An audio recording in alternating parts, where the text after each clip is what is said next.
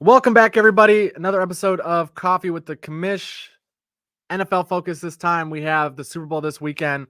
My guy Liam, he's going to join us in a sec. We're going to go market by market, taking a look at player props, quarterback market, running back market, receivers, and then tight ends. We're going to start with the quarterbacks in this specific video, but if you guys are looking for running back, receiver, or tight end props, we're going to have a couple other ones on this NFL playlist. But without further ado, I'm going to bring my man Liam in here. What's going on, Commish? Happy to be here, brother.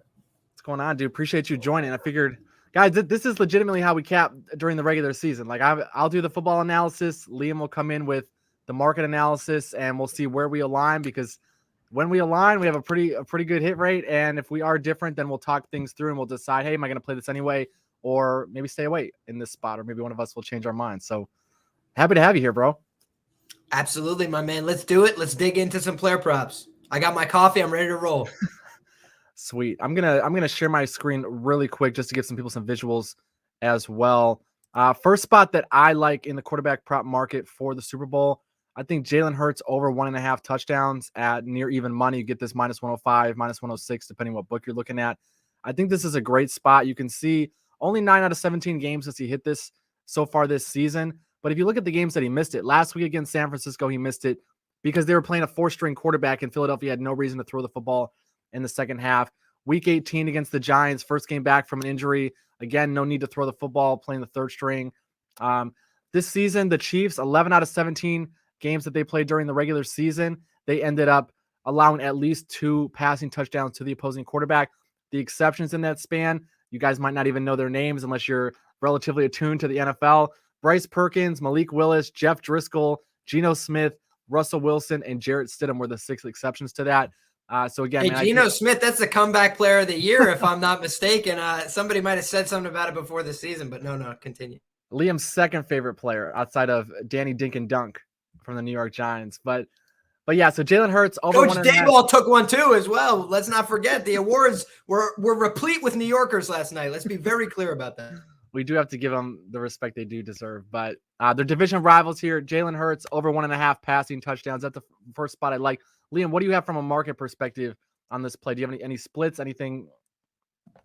Yeah, absolutely. So first and foremost, from a splits perspective here, guys, one thing you always want to think about coming into the Super Bowl, these kind of props are going to be attacked mostly by public bettors, right? So we know going in, going to be a lot of public money, that influences this.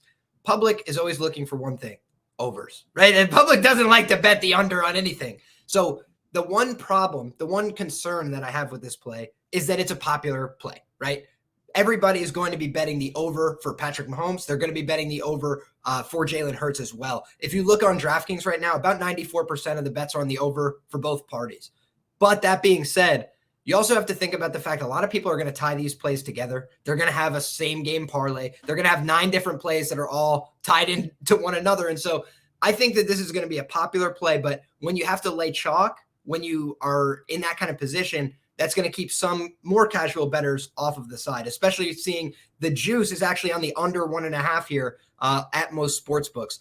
In terms of market concern, right? Just looking over a place like OddsJam, trying to look at the board. The board does have 2 sharp books that I respect that have better numbers on this prop. They've got plus 104 on Pinnacle Sportsbook to the over 1.5. But one thing to be cognizant of here, Pinnacle Sportsbook, in my humble opinion, one of the very sharpest books in the world, one of the very sharpest outfits in the world, all sports. Player props is not really their thing, right? Like they're dealing markets that they take $50,000 limits, huge limits on money line sides, totals. That's why they are such a popular service, right? For international customers. But when we're looking at, their player prop markets, oftentimes they're not as sharp as domestic outfits like FanDuel, like DraftKings, because they have more at stake on those player prop markets. That's what their customer base is more interested in playing. That's what they promote in terms of advertising.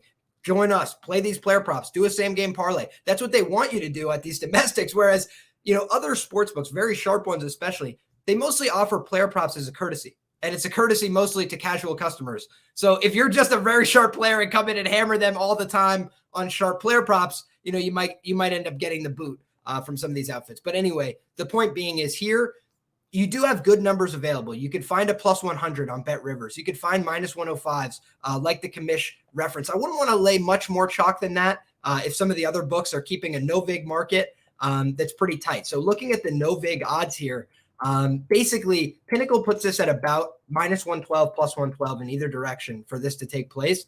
So the slight chalk is how the bookmaker gets some insurance on a game like the Super Bowl. I think that the Eagles, the only downside from a game planning standpoint is they've got a lot of threats on the ground, including Jalen Hurts, right? So Jalen Hurts could get 2 touchdowns in this game and both of them could be on the ground. That being said, they've got dynamic weapons in the air. They've got elite wide receivers. They've got a lot of reason to think that they're going to need scores through the air in this game.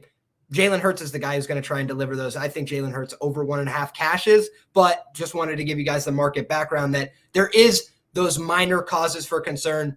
Pinnacle, Bet Rivers, 2 books that I respect, both holding better numbers out there than the rest of the market. However, I think this is a play that cashes, so I like it, Commission. Love it. Another note just to make on that, Kansas City this year, number 1 defense in the NFL in EPA when they're able to get pressure on the opposing quarterback. Number 32 in the NFL when they're not able to get pressure on the opposing quarterback. So playing an elite Philadelphia offensive line, could we see Jalen Hurts air it out a little bit more? I don't know. We'll have to see how healthy that shoulder is. It's a spot where I'm willing to take a little bit of a risk. I never bet more than a half a unit on player props also just for a little bit of context on that. But I love when Liam is aligned on that. We'll go to another spot here. Again, staying in the quarterback market. Patrick Mahomes, over 25.5 completions. I think this is a fantastic spot. I think this is a play that could cash in a neutral script game, meaning a competitive game. I think if the Chiefs are trailing by a lot, of course this cashes. And I think if the Chiefs are ahead, this could still cash. Patrick Mahomes has been pretty competitive at this number pretty much all season, 9 out of 19 games. Again, though, you look at some of his hits last in the AFC Championship against Cincinnati in a tight contest with the game on the line. They're throwing the ball with Patrick Mahomes. Week before that, he missed against Jacksonville. Why? He missed a good chunk of the first half because he was out with an injury. Some of the better defenses he's played this year, Denver, 29 completions. Denver, 28 completions. Tennessee, 43 completions. Even Buffalo and San Francisco, 25 apiece. And that San Francisco game was not even all that competitive. So I think at minimum, Patrick Mahomes is very, very competitive at this number. And then when you look at some of the other reasons to like a play like this, in the postseason, the Chiefs are just they compete. They're better than a lot of their peers in this spot. Another reason to like this player prop, if you're looking at Patrick Mahomes, the Philadelphia Eagles this year, they've allowed 25 completions or more to a decent number of quarterbacks. Kirk Cousins on that list, Carson Wentz on that list, Kyler Murray, Kenny Pickett, Dak Prescott. Mahomes has also cleared this number in 6 consecutive playoff games, excluding that divisional round game against Jacksonville when, again, he had to leave early because he suffered that ankle injury in the first half. So I think this is a great spot to target. Again, I think it could cash in any number of game scripts. But Liam, what do you got for splits and for the market analysis on this? I think that as far as I'm concerned here, 74% of the handle is on the over 25.5 at DraftKings. 87% of the bets are on the over 25.5 here. But again, they know going in, they're going to have to pay out some of these player props. It's just about getting enough handles split between them that they can get some of them and have others collapse on people, right? I think that this is another one that's probably the right side to target. Why do I say that? Number one, all the ancillary markets are extremely juiced to the over. So if you try and get an alternate number on Patrick Mahomes completions, you're looking at paying -373 on the over 21.5. You know, it's just like they are very committed to this being 24 plus, let's say, right? So then the question is like, do we get there? Does the game script fit? I like the fact that sharp books are shading towards this outcome. So for example, we talked about last time, maybe a little bit of cause for concern. Pinnacle at +104, nowhere else at plus money except for Bet Rivers. Now we're looking at Pinnacle -110 to the juice and -118 at DraftKings. So we talked about the fact that DraftKings has some liability on this prop. They're acting accordingly. They're pushing this out. They're trying to get a little bit of that comeback on the under here by offering a better and more competitive number. So you can find +118, best number available on the under at DraftKings Sportsbook, where they have a liability. So if a sportsbook is taking action and they're not respecting it and they're not moving their number and they're not offering a better comeback on the other side, that's telling you I might be betting into something dead. But I think in this case, you've got a good idea here. You've got the right sports books shading towards your line. I like everything about this play. And I think that you have the best quarterback, 25.5 completions. Does he have the greatest wide receiver core? No. Does Pacheco offer him 5 or 6 drop passes if he needs them? Yes. So I think that Mahomes is going to get this number. Love it. Love it. Another thing, too, boding well for this play, in my opinion, is the fact that the Eagles really don't allow a lot of over-the-top completions. You look all season, they play a lot of quarters coverage. And what that means is we're going to see a lot of Patrick Mahomes underneath. I think they're going to move the chains a lot, but I think it's going to be a lot of quick completions, especially look at the way the Chiefs have attacked better defenses throughout the season. It's been a lot of quick passes. Last couple of weeks since Mahomes has been dealing with this ankle injury, he's still not at 100%. And what have they done? They've gotten the ball out of his hand quick. The last thing you need is Patrick Mahomes to have 300-pound defensive linemen or these massive linebackers coming in and laying big hits early in the game. I think Mahomes is getting the ball out quick. I think over 25.5 completions. And I like it even more because Liam is rolling the same way on this. Staying with Mahomes, Liam, this is an interesting one because you have Mahomes over 1.5 touchdowns at some books, over 2.5 touchdowns at other books. In my mind, I think you just take the over 1.5. And if you want to parlay it with something, because the minus 192 juice on FanDuel is a little bit too much for a long-term perspective, I think you parlay it with something. But I have a very difficult time seeing this go under 2. Or do you take the under 2.5 at other books? I'd be curious what your thoughts are on this. Mahomes, last 11 postseason games since 2019, he's eclipsed the 1.5 9 times. Again, a lot of the stuff that we just talked about with Philly and Mahomes being healthy enough to attack this secondary unit for Philadelphia. What do you think on this one, Liam?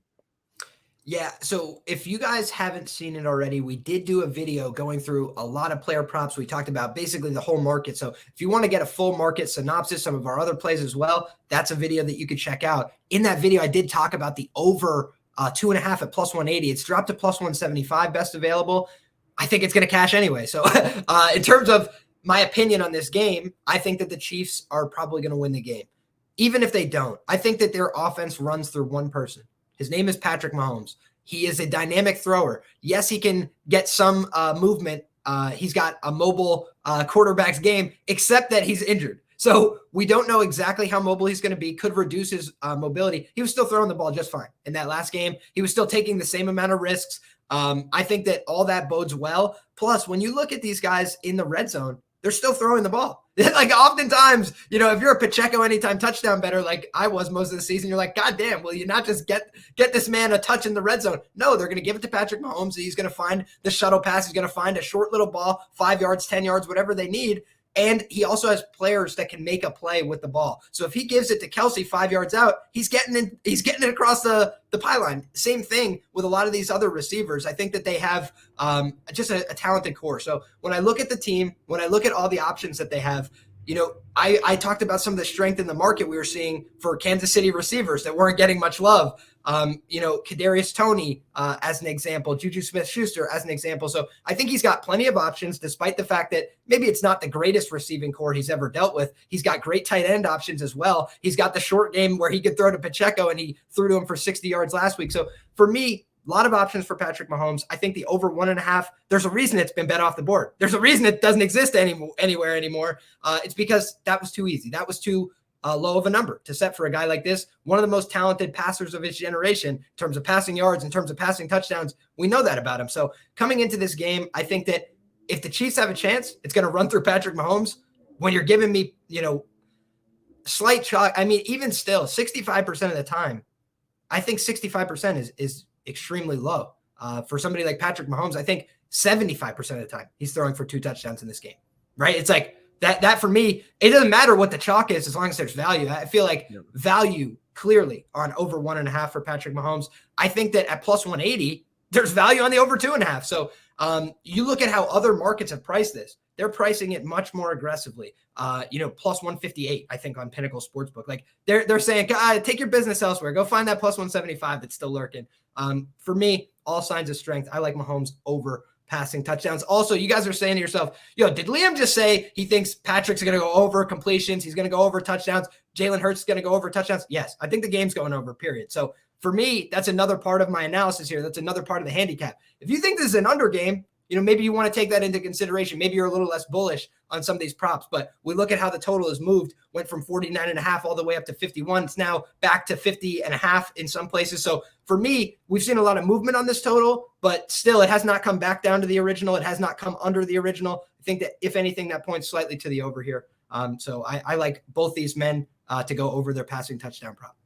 Yeah, and that's a really good note that you mentioned on the total as well, because if the market's expecting somewhere around 50 points, right? Even if you're not committed to 51 or 52 and you're not committed to taking the over in this game, both guys could for sure get 2 passing touchdowns and this game end up in the low 40s. So if you like the over, but you don't necessarily want to commit to that market, I think this is another great way to attack a higher scoring game or something that you anticipate being a higher scoring game without necessarily committing to that type of bet.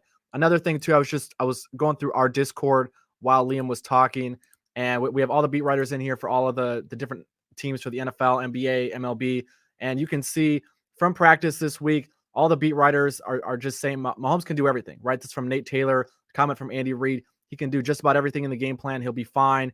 Matt Derrick, another beat writer, saying that Mahomes is doing great in more intense practice sessions as the team ramps up for the game. So I think Mahomes is going to be fine. I think the market is just, I don't know if we would ever get a 1.5 ever on a Patrick Mahomes passing touchdown prop, if not for this angle. So I think this is a mistake. Again, parlay it if you want. If you just want to throw some money at it and take what should be easy cash 75% of the time, like Liam said, I think you just go with it.